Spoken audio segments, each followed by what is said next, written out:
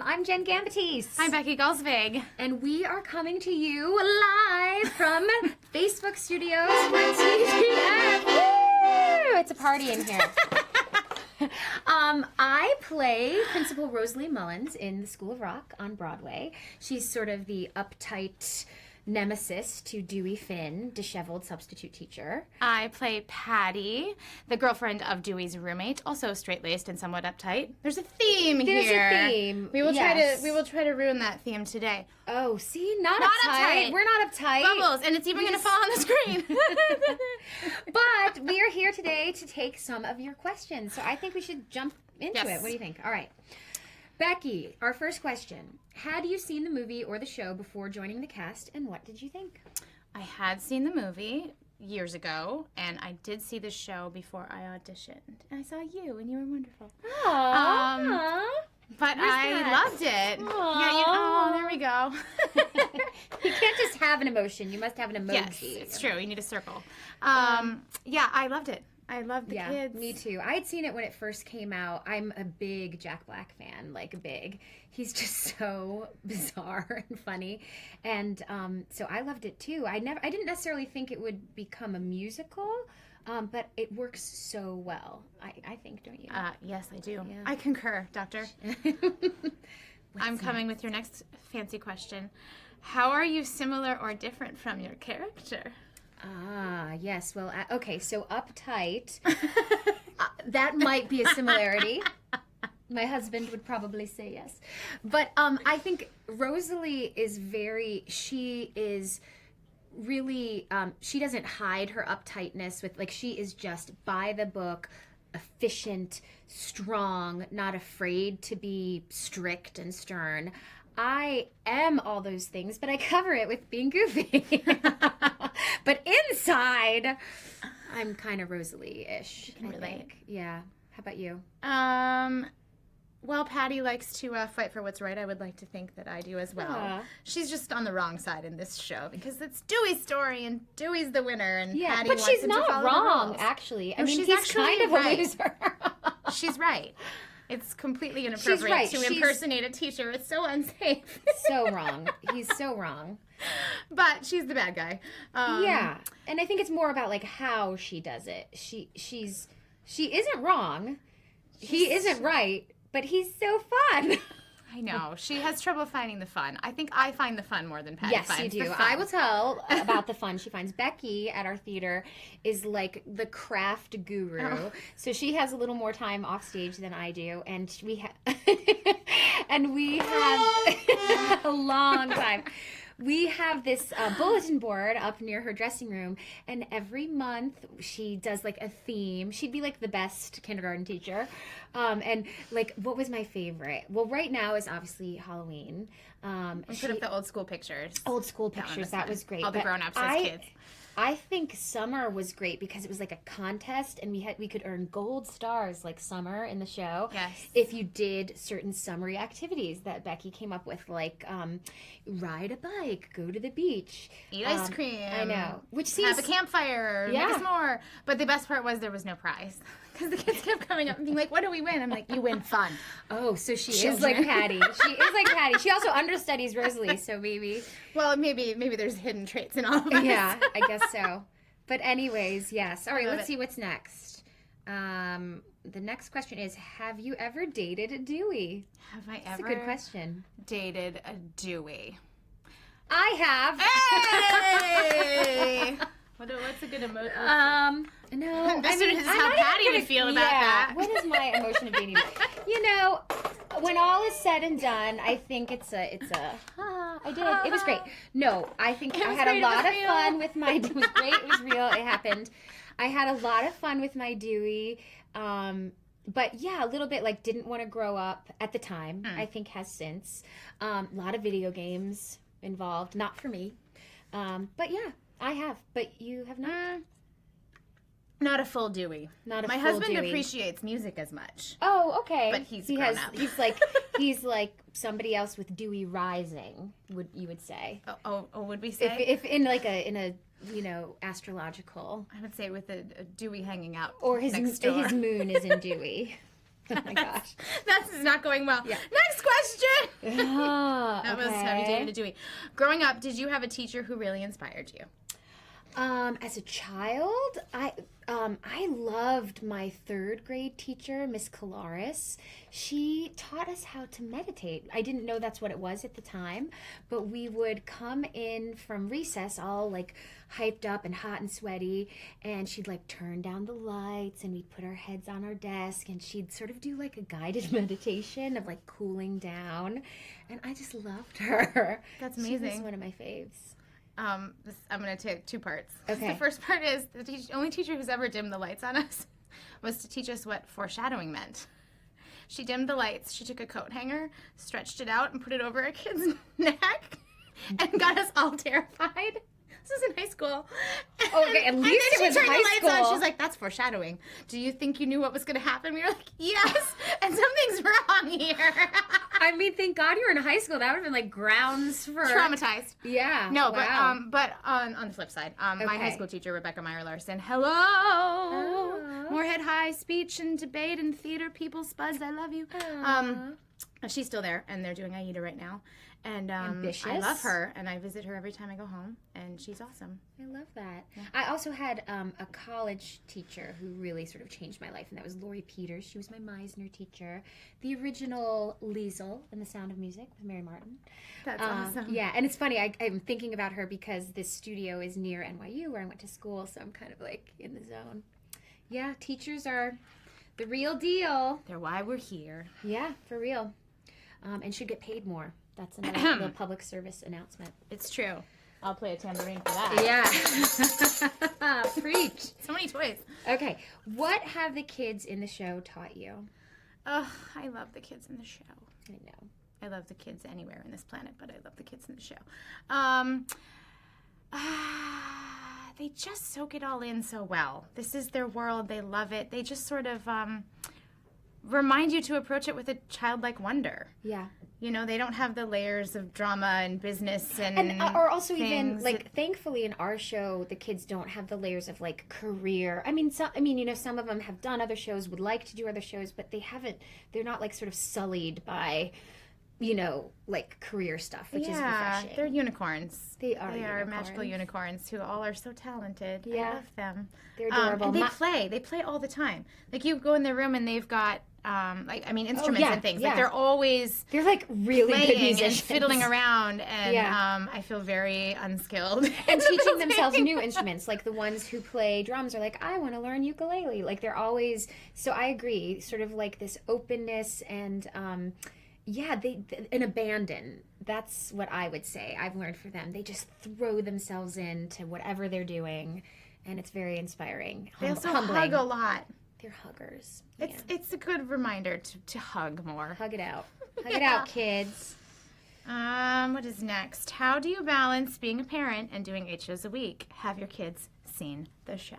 Okay, I'll take that first. So I have 2 kids. I have an 8.5-year-old, and she has seen the show probably, 4 times maybe more. She loves it. It's so funny. Everyone says, like, is she just so in awe that mom's on stage? I was like, she doesn't care. She only cares about the kids in this show. Or when I was doing Wicked, it was about, like, the monkeys. Like, she's proud of me, but not impressed. The 2-year-old has not seen the show. I think that wouldn't go over that well. Well, she'd spend the whole time going, Mama sing, Mama sing. Yeah. We sang at a brunch together, and she talked the whole time, Mama singing, Mama singing. Yeah, everybody. It's so great. Yes, she's really chatty. I don't know where she gets that from. But yes, and then, balancing being a parent and doing 8 shows a week. Well, sometimes I do a better job of it than others. We have great partners. Well, I won't speak for you, but I do. You do. I do. But you do. Yes, I do. So that is very helpful. And then good childcare is paramount. And then just, I don't know, I feel like the longer I've been doing it, I've kind of gotten in the flow of it. And actually, you know what's harder than being a working mom in a show 8 times a week? Being an auditioning mom Yes.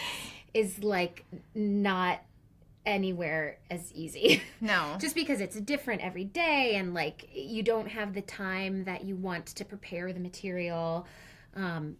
So that's how I do it. I don't know, just spinning plates. Yeah. How about you? I try to have a good plan, but try to be flexible.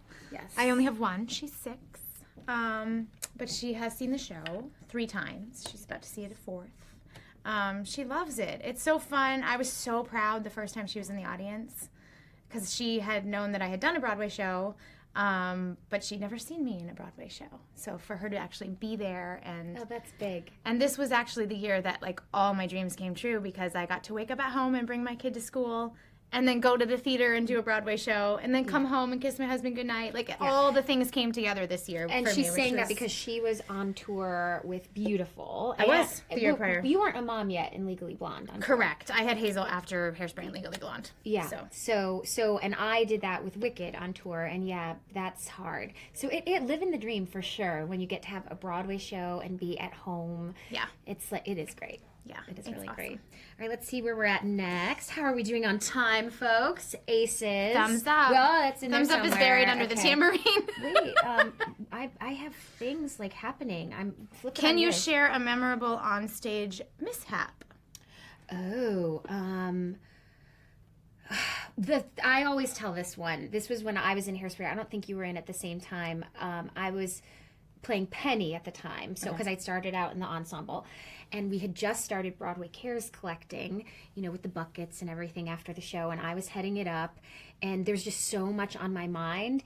So in Scatter Dodgeball scene, there was a part where like Tracy and the special ed kids were like on one side of the stage, and like the rest of us were in a circle.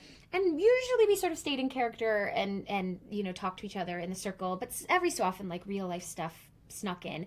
And this day I was like, I don't know who I was talking to, maybe like Adam Fleming or something, about like, did you sign up? Are you collecting? Whatever. Who's collecting for Broadway Yeah, Cares? I was just like, had so much on my mind.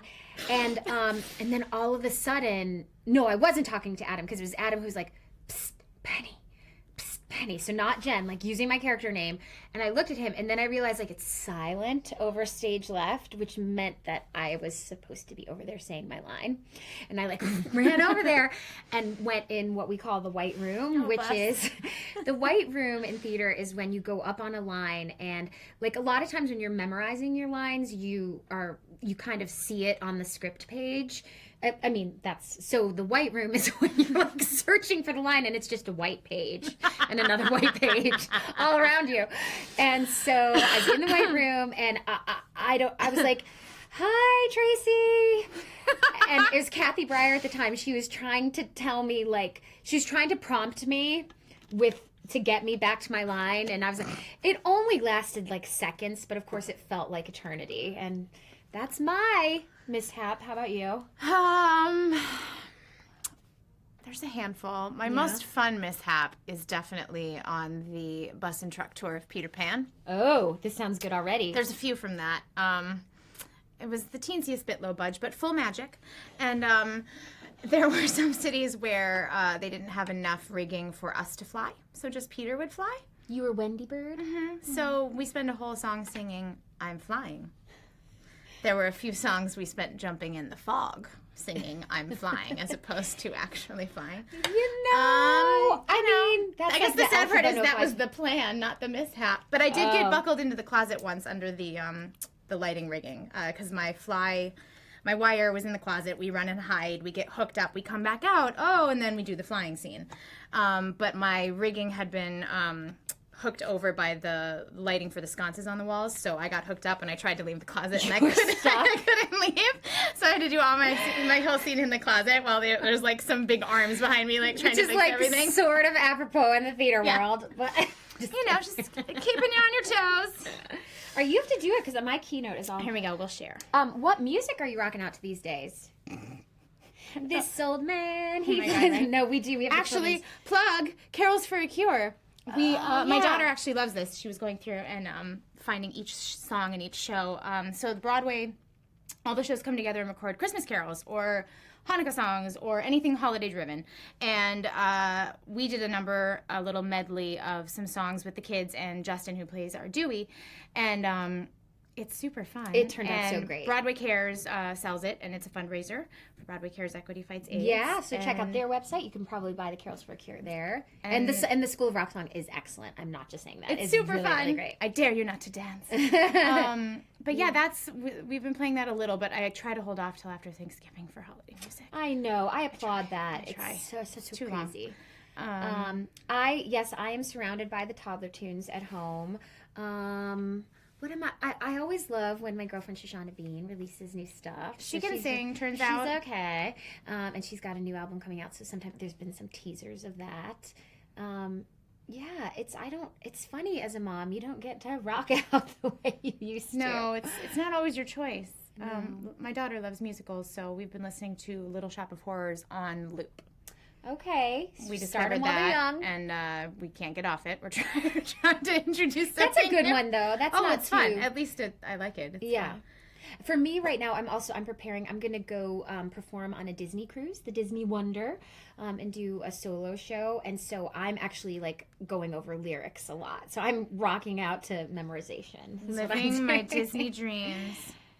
Oh, speaking of music, you both have CDs out. Would Dewey approve, or are they more musical theater? Dewey would hate your CD. I love it. Dewey would legit hate my CD. My CD is my passion, Rodgers and Hammerstein, and I was so excited to make it. It came out, gosh, I guess it was, I did the launch in February. So, but it's classic musical theater, which I love. But yeah, Dewey Finn probably, I don't know. No. He would not. I'm sorry. I really don't think he there's would. Nothing. And yet, I've gotten great feedback from others who enjoy. Dewey's not real, turns out. Well, but he represents a certain demographic. But you know what? You have to own your passions. You have to I love it. I'm a cockeyed optimist. And we love you. And yours I think Dewey might get into. Dewey would like a few songs on mine. Yeah. Mine is sort of a walk through life a little bit. I do open with The Sound of Music, because that is where a large part of my heart lies, musical theater, particularly Julie Andrews. But then I have a Disney tune on there, but it's acoustic guitar. I do New York State of Mind. Yes, that's a good track. I have a Smile medley, which has a few different Smile songs in it. And I do Hurt. And I do... Who's Hurt by? It is Trent Reznor. Dewey would like that. Yeah, that one's pretty fierce. And not about myself, but the song. And also, he would like The Story, I think, Brandi Carlile. Oh, yeah. That's at the end. And he would like, the new Reformed Dewey who loves children would like my secret track on the end, because it's my family singing. Yes. With little Hazel Basil, my child, and her little homemade tambourine. Oh, where is it? Hers was made of a paper plate and jingle bells, but... It's adorable. But yes. That was fun. We have some live ones coming in. This just in. Can you do? Wait, I'm ready. This just in. What's your ultimate rock song and band? I mean, I love the Beatles. Oh, yes. That was my this just in. Really late. That was just in. Ultimate rock song and band. I mean, I love the Beatles.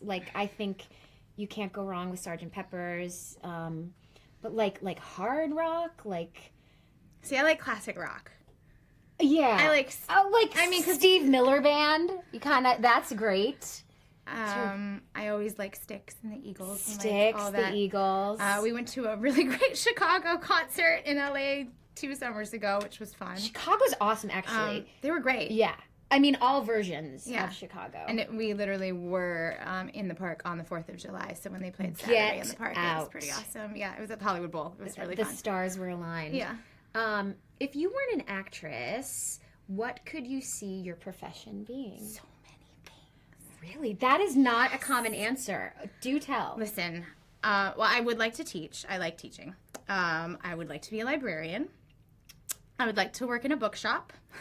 I would like to work the checkout machine at a cute market. I would like to work in a flower shop.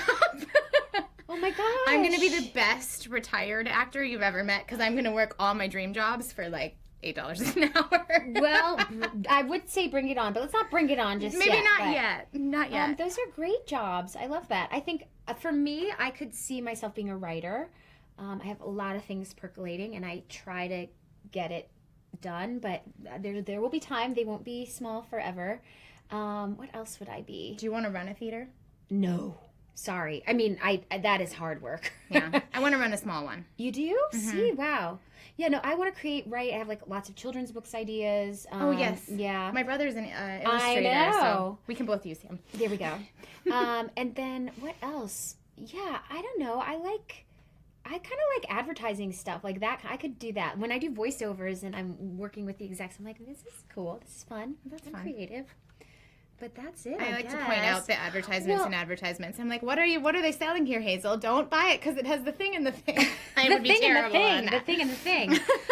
We've actually come to the end of our time. This was super fun. Super fun. We're wishing And not you uptight well. or straight-laced. No, not at all.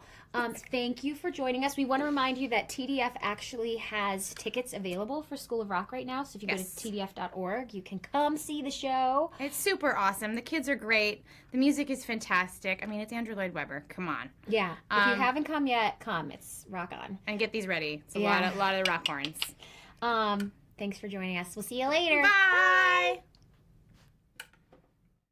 I think we did it. We did.